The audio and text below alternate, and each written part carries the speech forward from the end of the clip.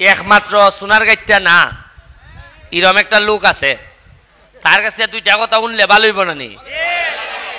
তার বাড়ি যাইতে আমরা এখান থেকে প্রায় 12 ঘন্টা সময় লাগে।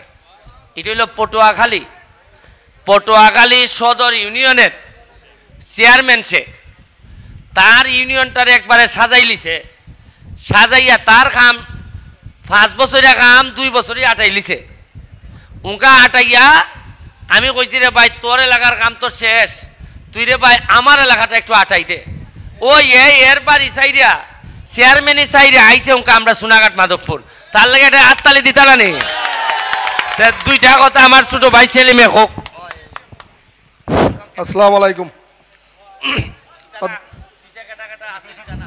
অধ্যক্ষ সভার সম্মানিত সভাপতি, আপনাদের অহংকার, আপনাদের গর্ব, আমার প্রাণের এবং স্নেহের বড় ভাই, আপনাদের মাননীয় সংসদ জনাব ব্যারিস্টার সাইদুল হক সুমন ভাই।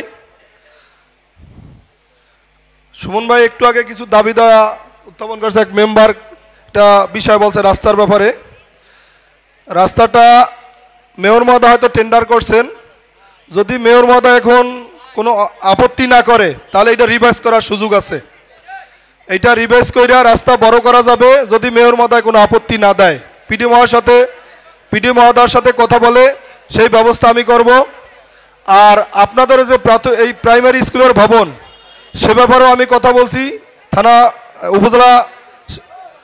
উপজেলা ইঞ্জিনিয়ারের সাথে, উনি হয়তো কালকে আসবে।